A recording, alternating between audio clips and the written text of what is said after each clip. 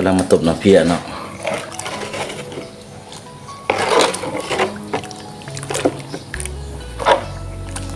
กำลังตบน้ำเพียลองกินลองเก็บเจียวเพีย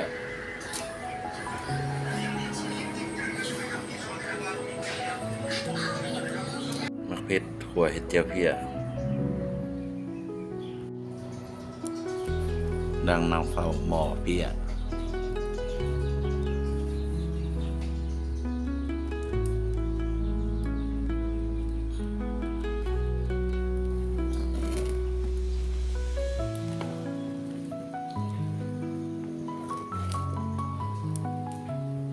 อันนี้เขียว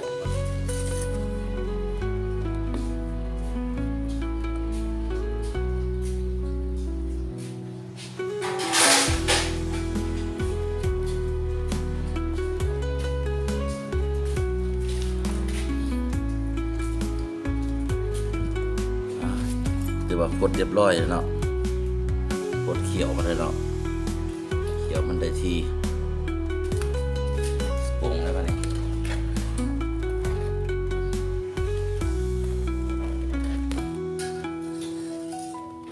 โอ้หอมขนาดหอมเพี้ย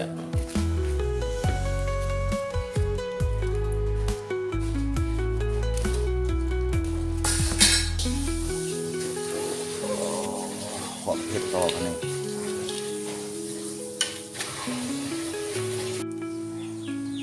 แต่สิได้กันเนาะเผ็ดไว้มันใหม่ลายมันเลยพอจะมันสุกต่อเนี่ยสวัสดี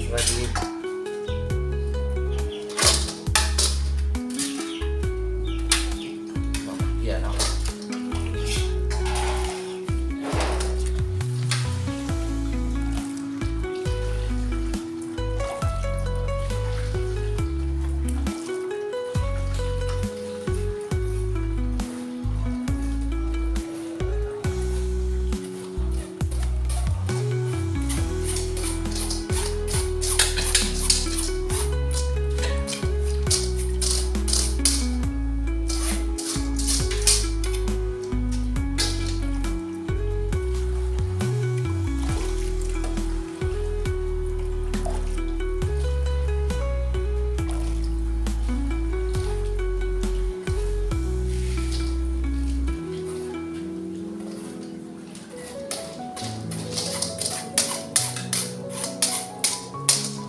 เรามันเยอะมันก็น้ำ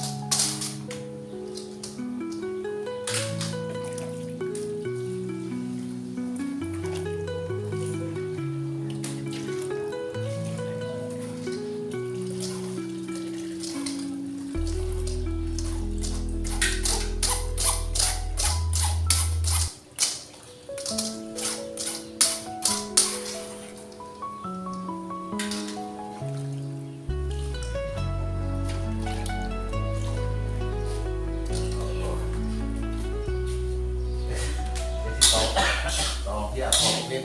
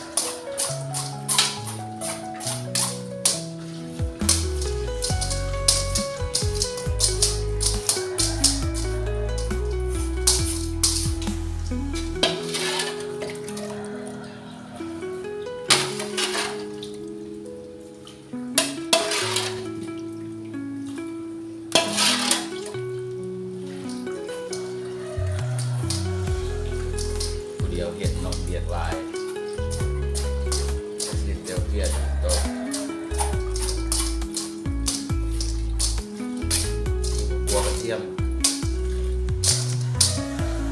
เม็ด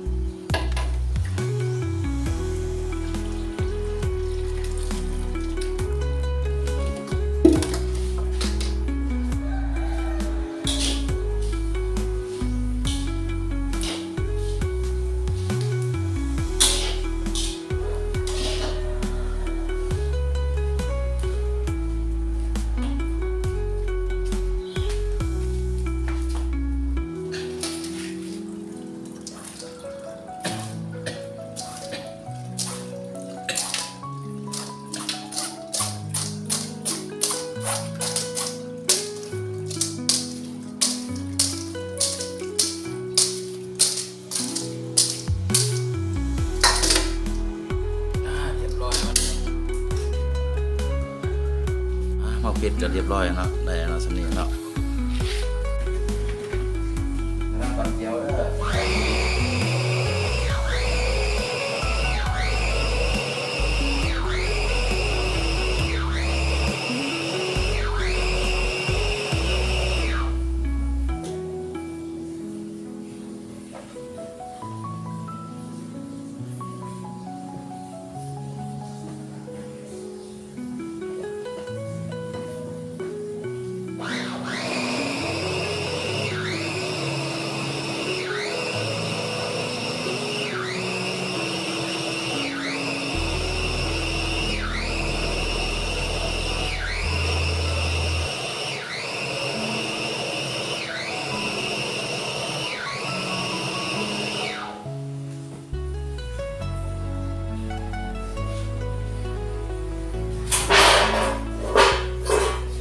เจียว